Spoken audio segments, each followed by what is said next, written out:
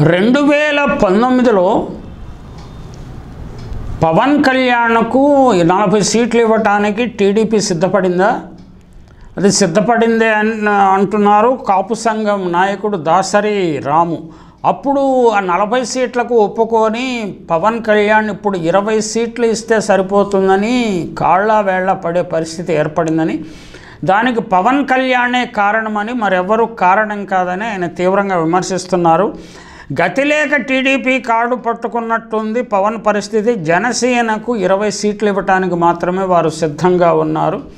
ఇంకా బార్గెనింగ్ జరిగితే 4-5 సీట్లు అటు ఇటుగా ఉండవచ్చు. జగన్తో మనకు ఆస్తి తగాదాలు ఉన్నాయా, వ్యక్తిగత గొడవలు ఉన్నాయా, జగన్కు వ్యతిరేకంగా వెళ్లాల్సిన పని ఏమిటి, జగన్ని ఓడించడమే నా జీవిత లక్ష్యం అన్నట్టుగా పవన్ కళ్యాణ్ మాట్లాడటాన్ని కూడా ఆయన తప్పుపట్టారు.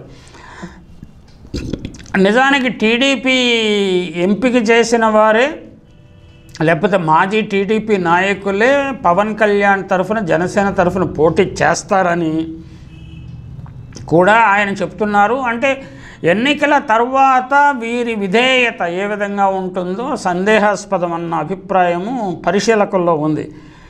చచ్చిపోయిన టీడీపీని పార్టీని బతికించాల్సిన అవసరం పవన్ కళ్యాణ్కి ఏమొచ్చింది? పవన్ కళ్యాణ్ను జైల్లో, రాజమండ్రి సెంట్రల్ జైల్లో చంద్రబాబు నాయుడు కావుగలించుకొని బావురమన్నాడని, అందువల్ల పవన్ కళ్యాణ్ భావోద్వేగానికి గురై అప్పటికప్పుడు బయటకు వచ్చి నేను చంద్రబాబుతో కలిసి పోటీ చేస్తున్నాను అని ప్రకటించారని కూడా ఆయన చెప్తున్నారు. ఇవన్నీ మనకి కొత్త విషయాలు. ఇవన్నీ అంటే పవన్ కళ్యాణ్ నాటకీయంగా పనులు చేయడం అలవాటు కాబట్టి ఆయన ఆ రోజున ప్రకటించాడు. బీజేపీతో పొత్తు ఉన్నప్పుడు బీజేపీ కలిసి వచ్చినా రాపోయినా తాను టీడీపీతో పయనిస్తానని ఆయన చెప్పాడు. ఇటీవలి కాలంలో తెలంగాణ ఎన్నికలు జరిగిన తరువాత పవన్ కళ్యాణ్ టోటల్గా సైలెంట్ అయిపోయారు. ఆయన ఎటువంటి ప్రకటన రావట్లేదు. నాదెండ్ల మనోహర్ అది టీడీపీకి అనుకూలంగా చేస్తున్నాడన్న అభిప్రాయము కాపుల్లో ఉన్నది. ఆయన తలా తోక మొత్తం ఆయనే కాబట్టి పవన్ కళ్యాణ్ ఆయన చెప్పినట్టు వింటున్నాడని చాలా అసంతృప్తితో ఉన్నారు కాపు సంఘం నాయకులు కానీ కాపులు కానీ. నాదెండ్ల మనోహర్ను వారు శిఖండితో పోలుస్తున్నారు. జనసేన పార్టీలో పవన్ కళ్యాణ్ పెట్టుకోవటాన్ని వారు చాలా అభ్యంతర పెడుతున్నారు.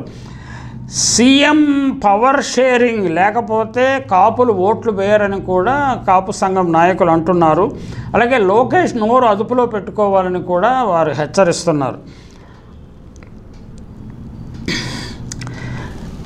అంటే దాసరి రాము కాపు సంఘాలలో ఆయనకున్న స్టాండింగ్ ఏమిటో మనకు తెలియదు, కానీ ఆయన ఖచ్చితంగా ఒక ఆర్టిక్యులేషన్ ఉన్న మనిషి. తన అభిప్రాయాలను చాలా స్పష్టంగాను చాలా కుండ బద్దలు కొట్టినట్టు చెప్పే శక్తి సామర్థ్యాలు ఉన్నవారు. మరి ఈ నేపథ్యంలో ముద్రగడ పద్మనాభం కుమారుడు అచ్చారావు, అలాగే ఈయన విజయవాడ వంగవీటి రంగా కుమారుడు, వీరందరూ వైసీపీలో చేరతారు, వారికి సీట్లు కూడా ఇస్తారు అన్న ప్రచారం జరుగుతుంది. మరి ఈ సందర్భంలో కాపు సేవా సంఘం అధినేత లేకపోతే అధినాయకుడు హరిరామ జోగయ్య గారు ఏ విధంగా స్పందిస్తారో చూడాలి. ఏది ఏమైనా కాపు కులంలో ఒక మథనం జరుగుతున్నది. ఈ మథనం చివరికి వారికి మంచి జరుగుతుందా, విజయం సాధించే జగన్తో వెళితే మనకు అధికారంలో భాగం లభిస్తుంది కదా అనే అభిప్రాయము సామాన్య జనంలో ఉంది. కాకపోతే ముఖ్యమంత్రి పదవే కావాలి అని కొండెక్కి కూర్చునే కొంతమంది కూడా ఉంటారు. పవర్ షేరింగ్ అంటే చంద్రబాబు నాయుడు ఎంత వీక్ అయిపోయినా కానీ పవన్ కళ్యాణ్తో పవర్ షేరింగ్ చేసుకుంటాడని, లేకపోతే అంత బలహీన పడిపోతాడని భావించడం కొంచెం తొందరపాటు అవుతుందేమో. ఏదేమైనా రానున్న కొద్ది రోజుల్లో పరిణామాలు వేగంగా జరుగుతాయి. ఎన్నికల ముహూర్తం దగ్గరికి వస్తున్నది. అంటే ఏప్రిల్ 3వ వారంలో కానీ 3వ వారంలో జరగవచ్చు ఎన్నికలు నేను అనుకోవడం. జరిగే లోపుగా ఈ రకరకాల వ్యూహాగానాలు జరుగుతాయి. అలాగే పార్టీలు పెద్ద నాయకులు ఒక పార్టీ నుంచి ఇంకో పార్టీకి మారుతారు. ఏది ఏమైనా ఎన్నికలు మరీ పోటాపోటీగా ఉండే అవకాశం లేదు. పోటాపోటీగా ఉంటాయి, ఏదో అద్భుతాలు జరుగుతాయి, కొన్ని జిల్లాల్లో ఏదో అద్భుతం జరుగుతుందన్న ఆ ప్రచారంతో నేను నమ్మటం లేదు. అది ఖచ్చితంగా వన్ సైడెడ్గానే జరుగుతుంది.